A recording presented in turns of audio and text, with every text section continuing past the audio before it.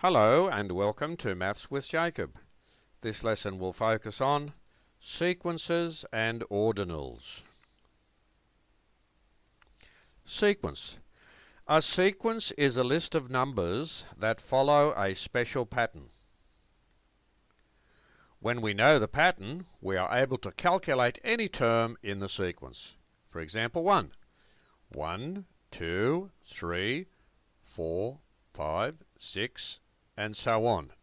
When you see the dots here, that means it continues on. The above example is one of the simplest of all of the sequences. It is simply the set of counting numbers starting at 1. So all you do, you start at 1 and you just keep adding 1. And they're the normal counting numbers. Example 2, 3, 6, 9, 12, 15, 18, and so on. The sequence in example 2 is just the 3 times tables, starting at 3.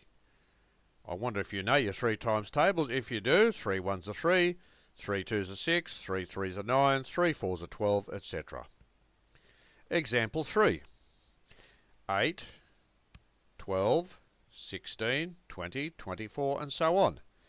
The above sequence starts at 8 and keeps adding 4 to the previous number. It is actually the 4 times tables beginning at 4 times 2. 4 times 2, 4 times 3, 4 times 4, 4 times 5, etc. Let's look at some exercises.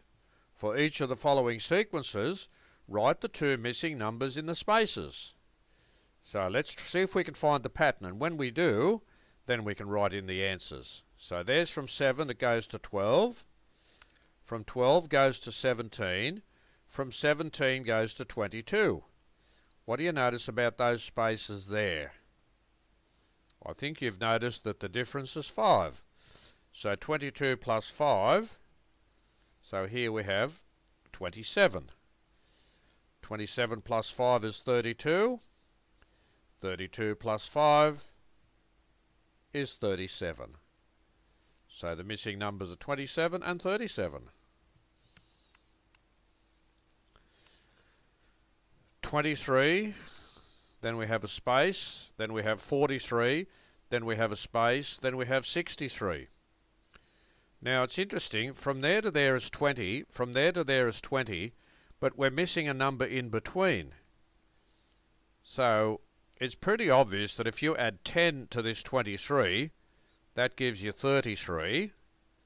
Okay, so you've got 23, 33, 43. So if you add another 10, that gives you 53. And you can see the perfect pattern there. Okay, so when you start off with 23, you just keep adding 10. The next one, we've got 50, 44, 38, a blank, 26, and a blank. Notice the numbers are going down. Let's look at the difference between these one. There, that difference is 6, isn't it? Because 50 take away 6 gives you 44. Let's look at that one. 44 take away 6 gives you 38. So let's try 38 take away 6. That gives us 32. So let's check 32 take away 6. That gives us 26, so that works. 26 take away 6 must give us 20. So there are the numbers. This is an interesting one. Now this one also goes down. But if you go backwards, this is the little trick when you go backwards, you can also do the same. You can get the answer by just going backwards this way. 50, 60, 70, 80. I think you've picked the pattern, haven't you? That'd be 90. 50, 60, 70, 80, 90, 100. So if we start from the beginning, we're actually going down by 10. Let's look at the next one. We've got a missing number, then we've got 10, 15, a missing number, 25, 30. Notice the difference here between these two numbers. The difference is 5. So the difference between 10 and this number here Let's assume it's 5 and see what happens. So put 5 in. So we've got 5, 10, 15, something, 25, 30. I think it's obvious we've got the 5 times tables, so that's 20. Now look at this very interesting one. 1, 2, 4, 7, 11, 16. That's a very interesting pattern here. It keeps changing, doesn't it? Let's see what happens. From here to here, that's a difference of 1. From here to here, that's a difference of 2. From here to here, that's a difference of 3. From here to here is a difference of 4. From here to here is a difference of 5. So from here to here would be a difference of 6. So that would be 16 plus 6 is 22. So if we go 22, now that's a difference of 5. See there? From there to there is a difference of 5. From there to there is a difference of 6. So from there to there would be a difference of 7. So that'll be 29. That's a tricky one, isn't it? How tricky is that? So a difference of 1, a difference of 2, a difference of 3, a difference of 4, a difference of 5, a difference of 6, and a difference of 7. So the two numbers are 22 and 29. 1, 4, 9, 16, 25. Oh, how tricky is this? If you look at it very carefully, 1 times 1, 2 times 2, 3 times 3, 4 times 4, 5 times 5, 6 times 6 is 36, 7 times 7 is 49. I hope you know your tables. If you do, these are straightforward. Ordinals. Ordinals are numbers which give the position of something. They actually give the order of something. For example, if Tim won a race, he would finish first. If Bill was next to finish, he would finish second. If Ted was next to finish, he would finish third, and so on. So we have first, and that's how we write it.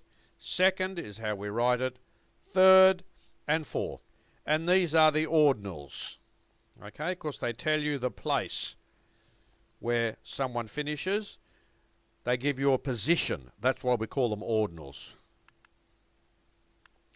Ordinals can be used in many other situations. For example, if Monday is the first day of the school week, then Tuesday is the second day. Wednesday is the third day, etc. Consider the above picture of 3 girls. We have Sue, Bev and Mary. Have a look at them. Let's see what happens. They are asked to stand in line from tallest to shortest, with the tallest standing first in line, followed by the next tallest, followed by the shortest. So who would be first in line? Well, first in line has to be the tallest, and you can see that's Bev. Okay? So Bev is first. The second tallest you can see is Sue. So Sue would be second in line. And the shortest is Mary, and that's why she would be third in line. So there's Mary, M-A-R-Y. Consider the first 8 letters of the alphabet, A, B, C, D, E, F, G, H. What is the 4th letter? 1, 2, 3, 4, so it must be D. What is the 7th letter? 1, 2, 3, 4, 5, 6, 7, and that must be G. So there you go.